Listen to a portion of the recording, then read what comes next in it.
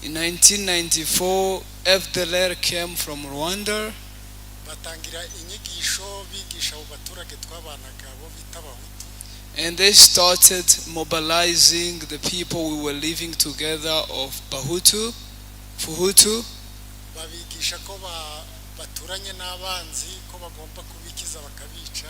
They started teaching them and mobilizing them that they live with enemies and the only solution they should kill them. ko ari inzoka. Calling us snakes. ndetse hari n'abaturage bamwe na bamwe hari komande y'imipanga bari bazanye yo kwica abatutsi bita ibisingiti sinzi n'abamurimwe n'aba hari abayizi.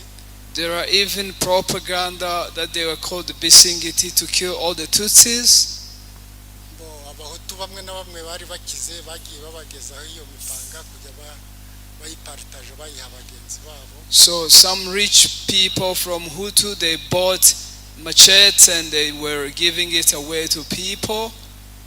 ubwo rero abo bantu bari bayibitse bamwe turabaza ariko tutagomba kuvuga amazina hano.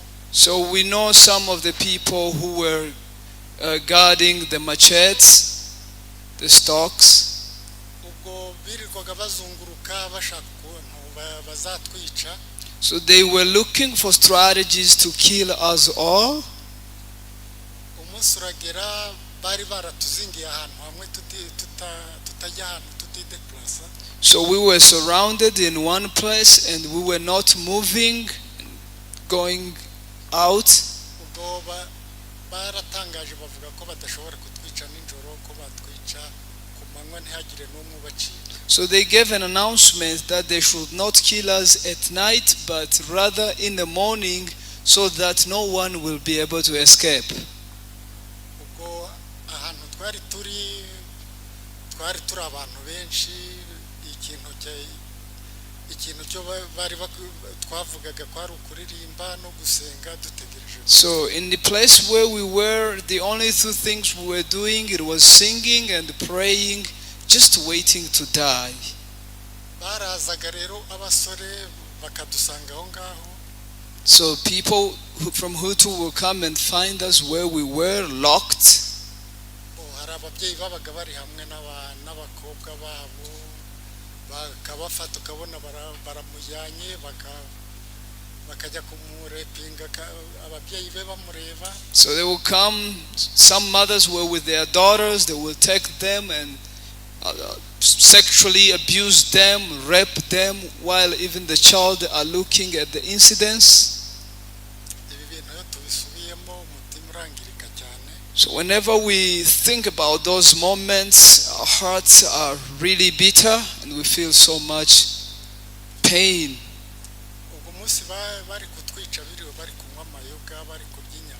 So the day they were to kill us, they were celebrating, drinking alcohols and eating meats.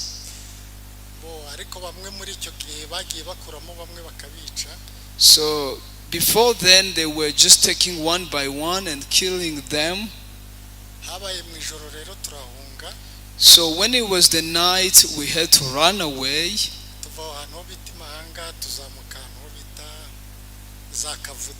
And we left the place called Mahanga, heading to a place called Kavuta. And when we reached that place, it was the same spirit that we left where we were.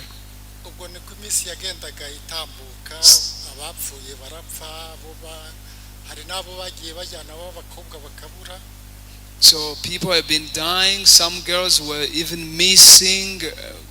We never knew where they were taken. So we left Kavuta as well and we head to a place called Ngungu.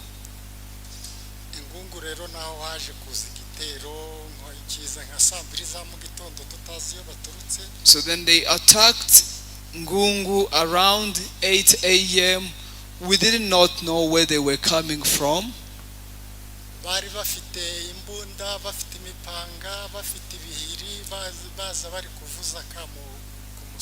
They had guns, they had machetes, spears, and they were just shouting.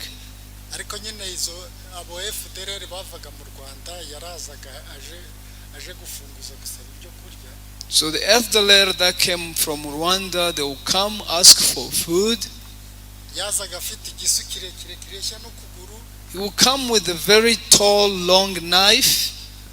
abandi bafite imbunda bashyizeho ibikoti, imbunda bafite ku mugongo, And others will be having guns and put a jacket on top of the gun so you won't see it.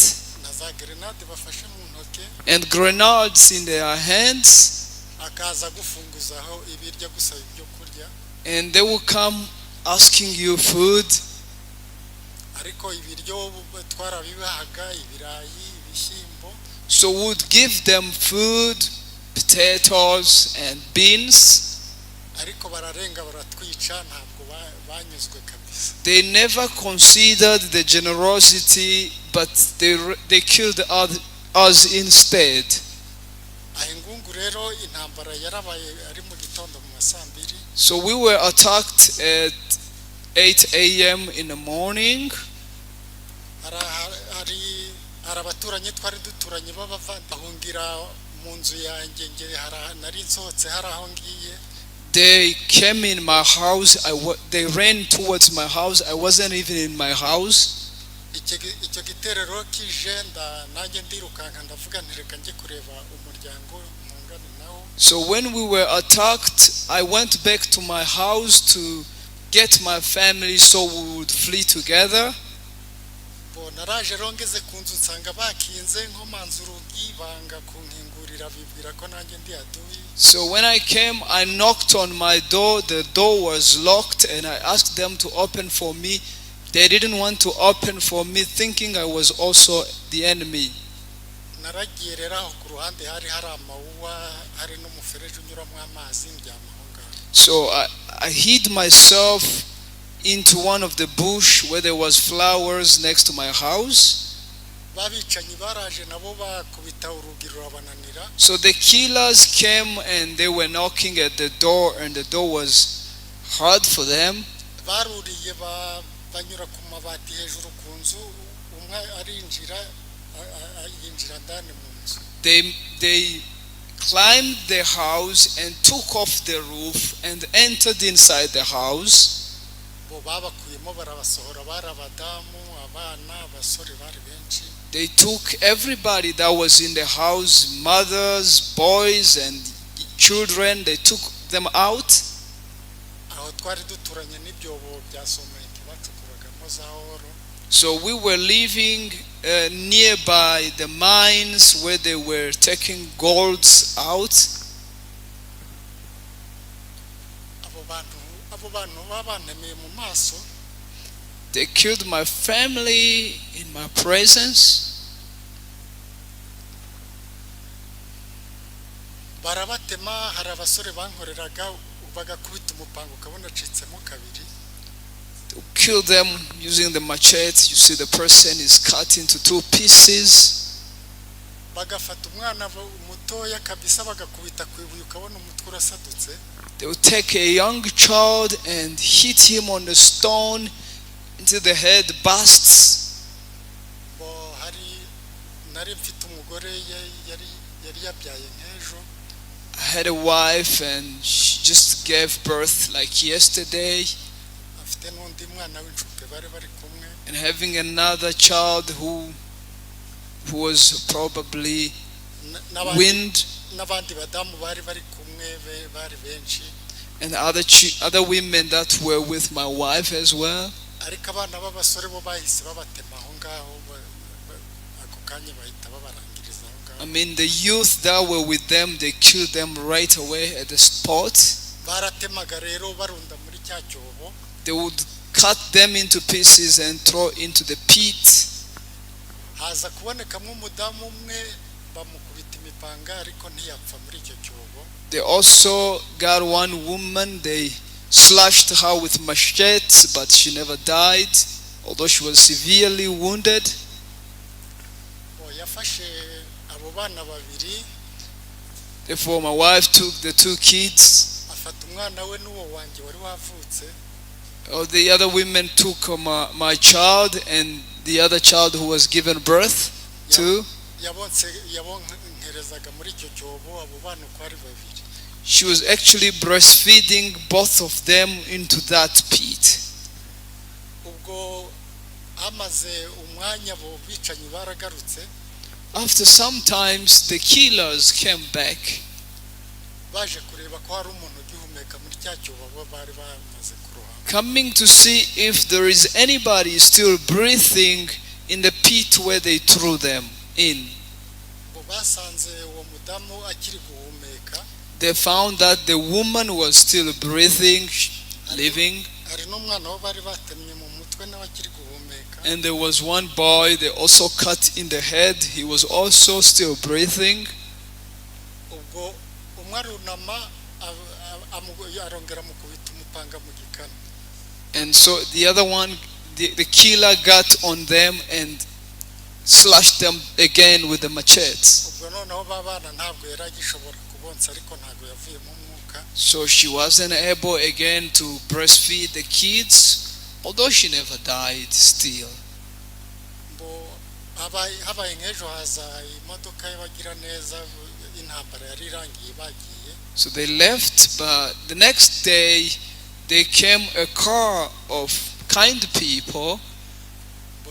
Nanjye nari niriwe muri icyo cyobo aho nari nihishe nge batambonye. So I was also into one of the pits where I hid myself and they couldn't see me. Ubwo naraye ngenda ijoro ryose ndi ngenyine muri iryo joro. So kandi abaturage bari baraho ngaho nta nzu yo wakwinjiramo nabo bagomba kukwica. I had to run away, flee the whole night. They were our neighbors from other tribes there, but you couldn't get in their house because they would kill you as well. Iyo modoka yaraje rero isangamo abantu bane bagihumeka. So that car, when it came, it found 4 people still alive into that pit. Uwo mudamu n'abana n'umwana bari batemye w'incuke. So the women and the child that they actually severely wounded, n'uwo mwana wari wavutse, and even the child who was given birth to, babasangisha Isake n'ahantu hegereye Goma. they brought them in Isake in a place called, it's nearby Goma. Twaraje niyo modoka yari bajyanye tugera i Goma ahantu hari hospital general. So we took them to a place in Goma where there is the general hospital. Tugiye kwinjiramo naho baratwangira ngo ntabwo bashobora kuvura umututsi ngo ahubwo barajya babatera inshinga z'amazi. So when we entered in the hospital, they also denied us the right to be treated because we were Tutsis, but they said we rather inject you the injections of water. Ariko kubera uwo mwana bari bamutemye cyane no kubura ubuvuzi yahise adupfira mu maboko. But because our child was severely wounded, he couldn't survive any longer and he passed right in our hands. Bo birakomeza rero mpungira Goma. So we had to run and we went in Goma. Mva mu cyaro nzaho mu mugi Goma. We left the village and we had to move in the town of Goma. Igoma na hariko intambara yarakomeje abasirikare wabageraga iruhande nabo batagushaka uwo bashaka bakamwica. The war continued even in the town of Goma. The soldiers of the government were there. They also didn't like us. If they wouldn't like you, they would kill you anywhere. Intambara kabisa hari Goma ibambi ku buryo hari ahantu honakoraga. In Goma, the war also increased. There's a place where I used to work. Nakoraga mu aeroporo Igoma none intambara ibaye mbi nari ndi mu kibuga ntazi ukuntu byabaye. I was working at the airport, Goma, and when the war broke out, I was in the middle of in the airport, and I didn't know that what was happening. Abasirikare hari abasirikare bamwe bari inshuti hari uwamburi yarambwira ati ntabwo uri bunyure muri uriya muhanda niyo sura yawe barakwica. Some soldiers working at the airport were my friend. One had to tell me the secret and say, you will never pass into that road with your face, they will probably kill you. Ubwo nyine guhisha isura nambaye isashe yo muri Congo yo bita sashe jaune nyishyira mu maso ngo batandeba. So to hide my face, I had to put a plastic bag on my face. It was a yellow plastic bag, so I would be able to pass and people wouldn't recognize me. Nageraga mu aeroport muri salle d'attente habaga harimo abantu benshi. I'll get to the airport. At the reception there were many people there. Nabaninjiye bakindeba nkinjira mu aeroport ngo umunyarwanda araje gutanga ama information mu Rwanda. So whenever I would get into the reception at the airport, the only word they will say, a person from Rwanda is coming, who gives away the information, stuff like that. Habaga harimo abantu abayobozi bahanere abatete bose nyine bagomba kugufunga bakanakwica. And we had so many authorities in the area, and they could arrest you whenever they want. Go narakomeje ndihanga nabaye nk'ejo ndaza. So I kept on going. Like the next day, I came back to the airport.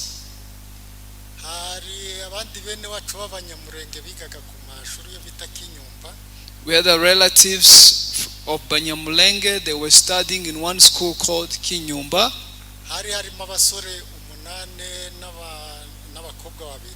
There were 8 boys and 2 girls.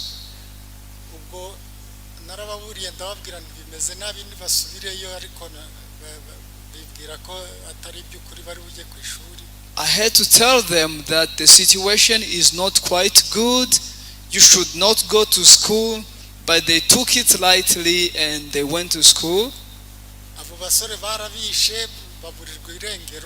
They all were killed and nobody was found.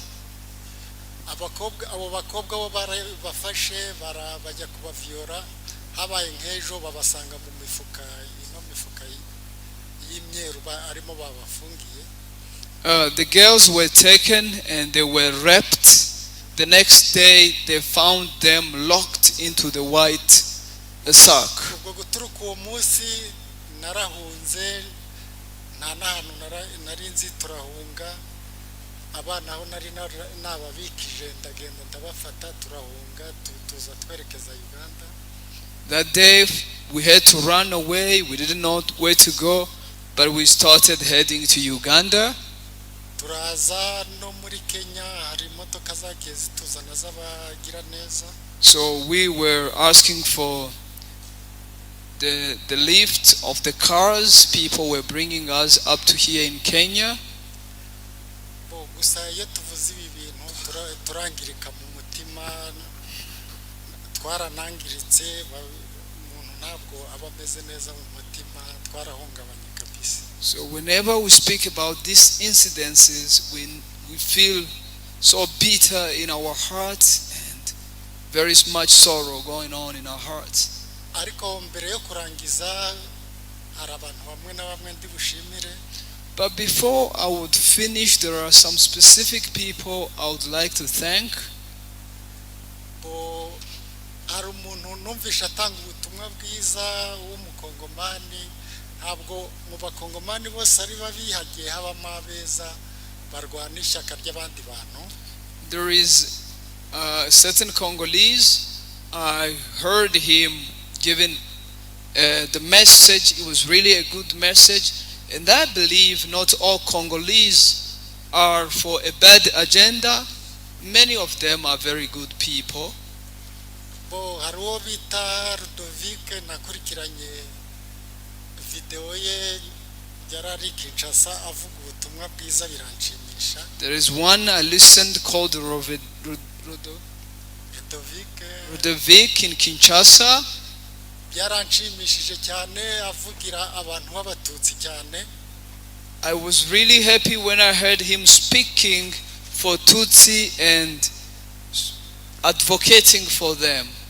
ariko nubwo yatuvugiye cyane agashobora gusubira muri Congo nawe bari muri risk yo gupfa kuko ntago bakunda umuntu uvugira umuntu w'umututsi. Although he spoke on our behalf, he is also in the risk because they don't want anybody to speak on behalf of Tutsi. muri makero turabashimye abanyamategeko. We also thank the lawyers collective. mu byukuri twavaga hariya muri Congo twabaga turi hamwe na ONI turi hamwe na MONUSCO. We used to be together with MONUSCO back in Congo, live together in the same area, neighborhood. Human Rights Watch. And also the Human Rights Watch. Abo bose n'abantu bazaga batubwira ko baje kudushakira amahoro. They were all coming and telling us we are coming to find peace for you people. Ariko twapfaga tunyine n'ubundi batureba nta kintu byatangaga. But still we died in their presence and there was no solution. nkaba ndi gusaba abo banyamategeko baduteranirije ahangaha.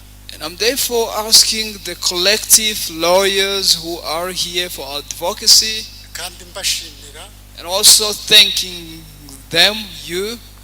Ntabwo ari abantu benshi baza kugufata mu mugongo bakubaza ibibazo byo wagize. Not everybody will want to back you and hold you asking what problems did you encounter. Ariko kubera iki kiganiro twagiranye mukaba mwaradutumijeho turabashimiye. But for this meeting we had together and you brought us into this place, we really thank you from the bottom of our hearts. Kandi tukaba tubasaba ko muzadukorera ubuvugizi international ahantu hose muzaba muri. And asking you to represent us in the international communities wherever you will be.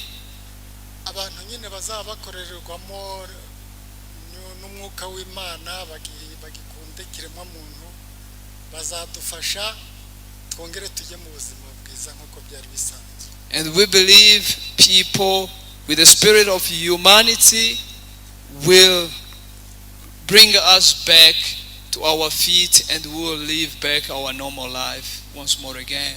Tubahe tubashimiye murakoze cyane. So we thank you so much.